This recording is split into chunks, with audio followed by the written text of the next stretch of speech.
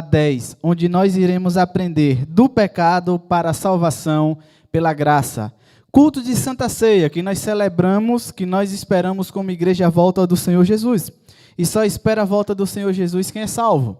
Quem não é salvo quer que ele demore mais um pouquinho. Porque sabe que quando ele vier, ele vem para salvar a tua igreja, como também trazer assim a condenação eterna para aqueles as quais não foram salvos por eles. Vamos orar. Senhor e soberano Deus, Pai, neste momento, Senhor, graças nós te damos por todo o louvor, o qual o Senhor nos concedeu aqui, Senhor, trazermos de adoração ao teu santo nome. Te agradecemos pelo privilégio de estarmos aqui e aqui podermos cultuar a Ti, louvar e glorificar ao Teu santo nome, como também todos aqueles os quais encontram, Senhor, nas suas casas.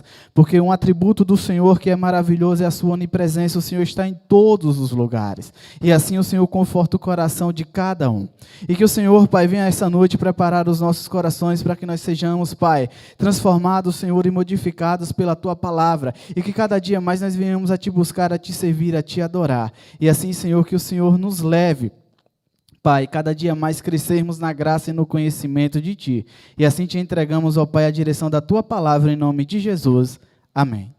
Efésios capítulo 2, ele traz o tema a respeito da graça de Deus. Graça essa que ela é muitas vezes confundida. E as pessoas acham que o período da graça é liberdade para fazer tudo aquilo o qual tem vontade, como se não tivesse consequência. Mas a graça, ela tem um sentido totalmente diferente. E a palavra de Deus em Efésios capítulo 2, versículo 1, nos diz o seguinte: Ele vos deu vida, estando vós mortos em vossos delitos e pecados. Nós, os quais outrora andava segundo o curso do mundo, segundo o curso da potestade do ar, o espírito que atua nos filhos da desobediência, entre o qual todos nós também andávamos outrora, segundo as inclinações da nossa carne, fazendo a vontade da carne e do pensamento.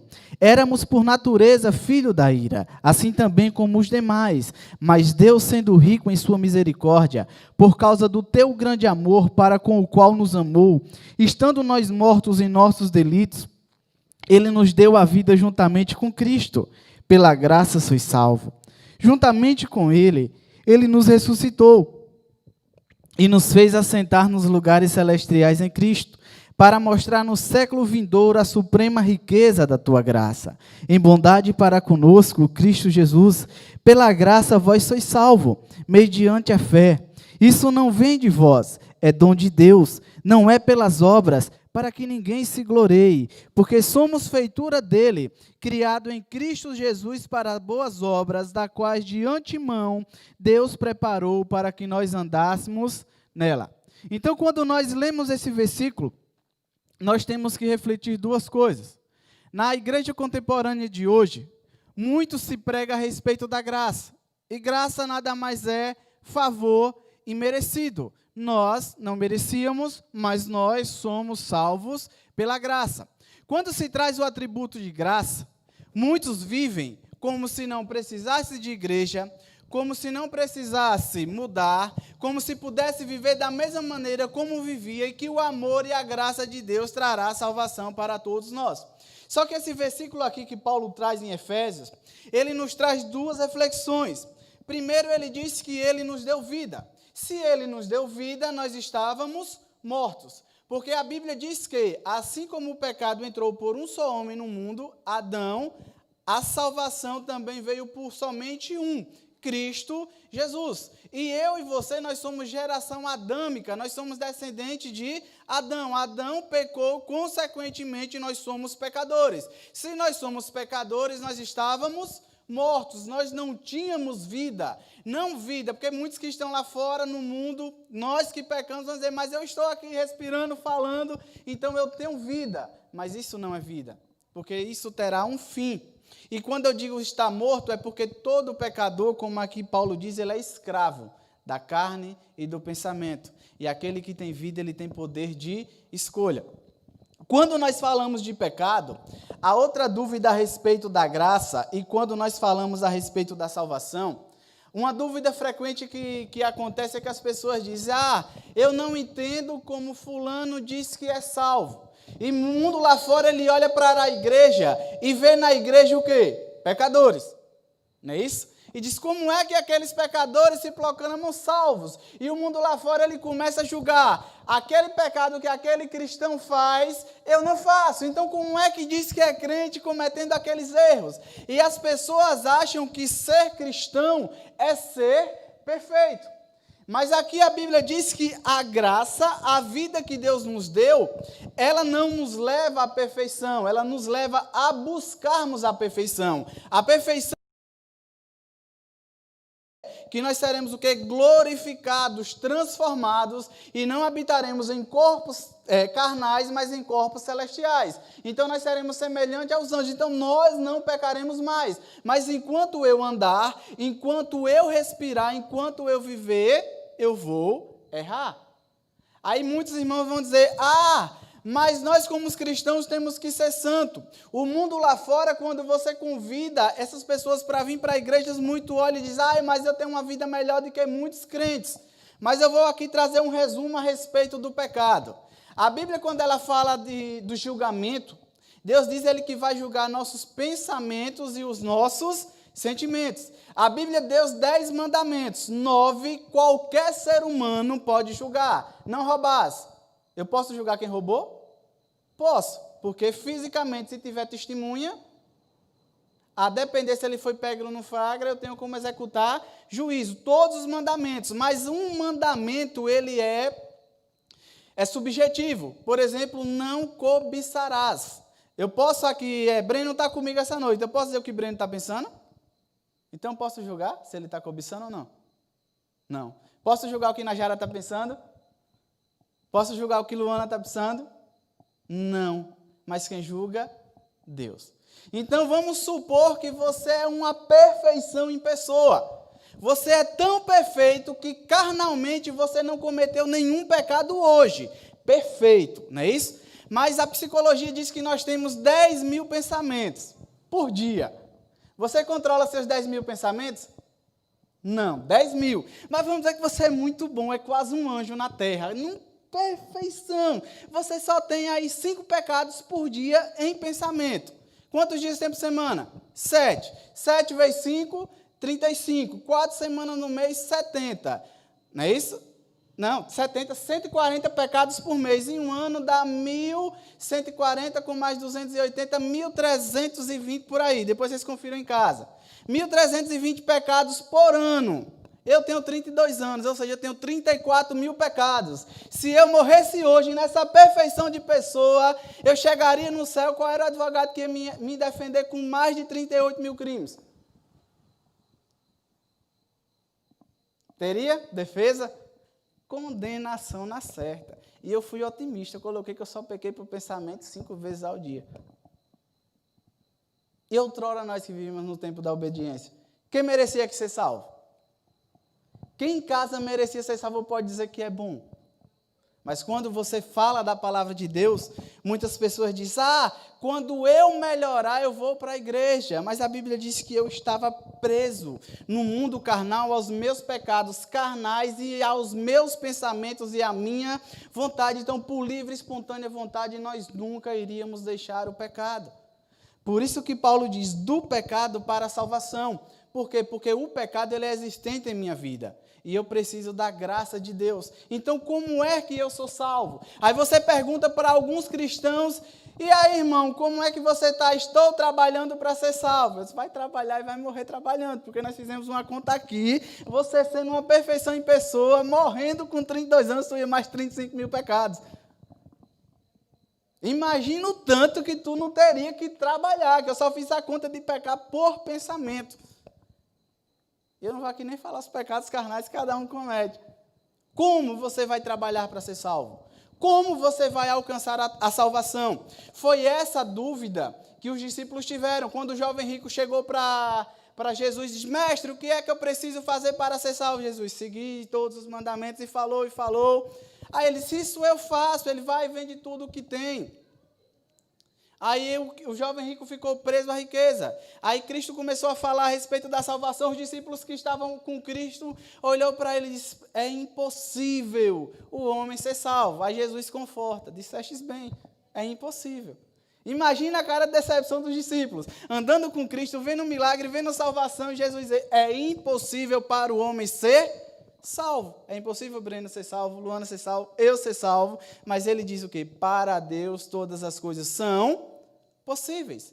Então, eu jamais poderei ser salvo, por meritocracia. Ninguém na face da terra jamais poderia ser salvo. Então, do pecado para a salvação. Então, como é que eu alcançarei a salvação de Deus? Obras boas eu não faço. E por mais que eu faça obras boas, a Bíblia diz que eu só preciso tropeçar em um ponto da lei.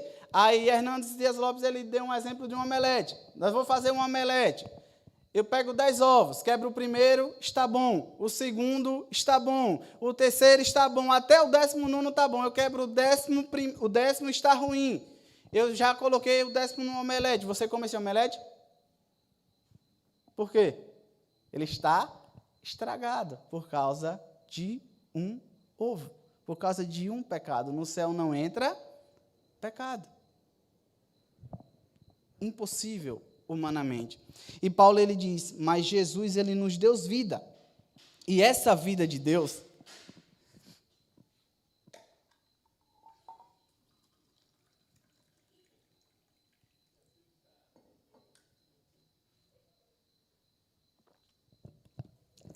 e essa vida dada por Deus, igreja, ela é dada por Cristo Jesus.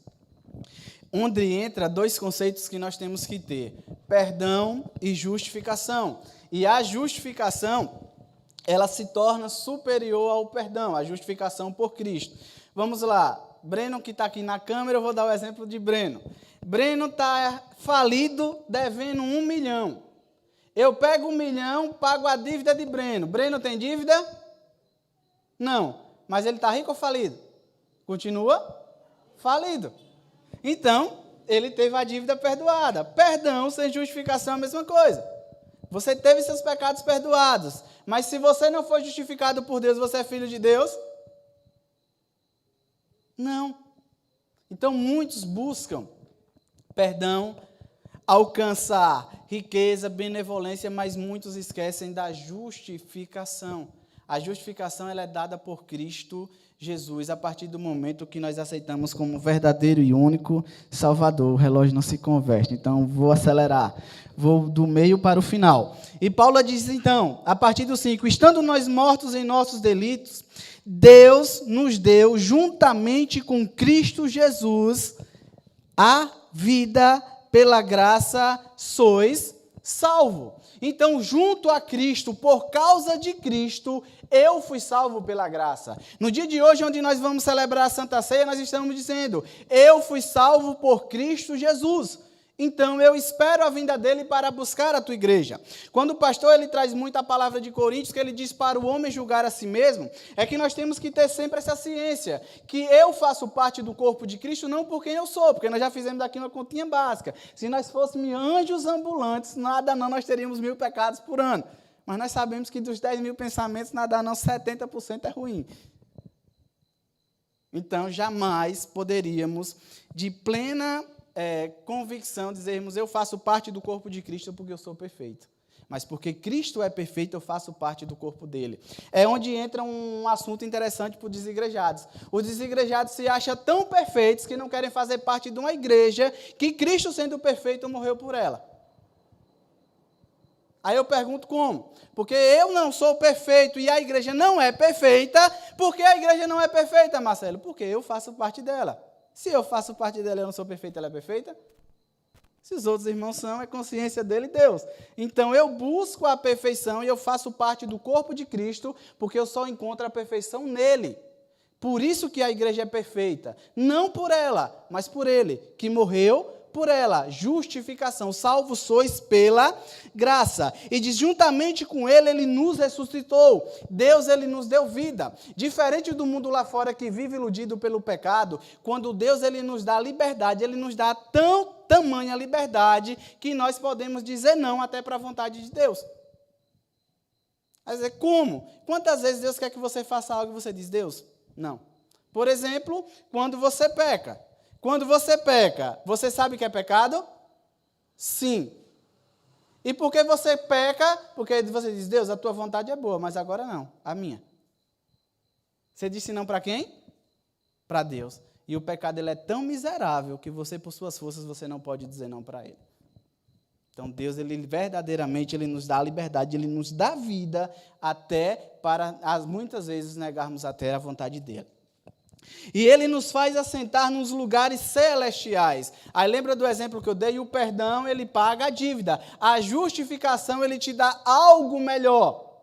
Ou seja, nós saímos de mortos nos nossos pecados, nós saímos da condenação ao inferno para salvos, filho de Deus e assentado nos lugares celestiais, ou seja, coparticipante do reino de Deus, filho de Deus. Aí a Bíblia ainda nos diz, para mostrar nos séculos vindouros a suprema riqueza da graça. Então, quando Deus nos torna filho dele, é para mostrar não que eu e você era merecedor, mas que ele era bom, porque quando nós vamos para Romanos, a Bíblia diz que de Deus eu era inimigo.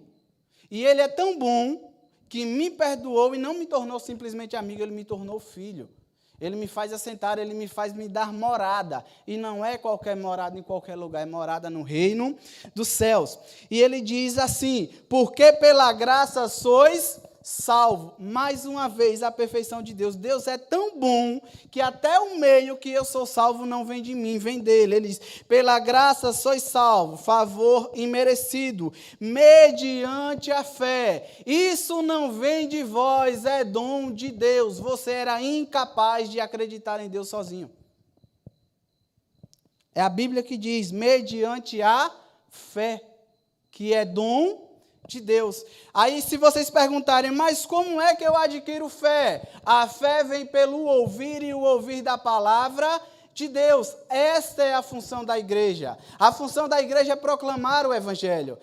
A missão da igreja é anunciar a palavra de Deus, porque quando a igreja anuncia a palavra de Deus, que as pessoas escutam a palavra de Deus, o Espírito Santo ortoga a fé nos corações das pessoas. E é por essa fé que pessoas imperfeitas sabem que pode ser perfeita aos olhos de Deus mediante ao amor, mediante ao sacrifício de Cristo Jesus. E mediante essa fé que essas pessoas encontram a salvação. Mas se a igreja não anunciar esse evangelho, se a igreja não proclamar o reino de Deus, jamais as pessoas poderão ser salvas, porque a fé vem pelo ouvir, o ouvir da palavra de Deus. E quem prega a palavra de Deus são os filhos de Deus. Mas o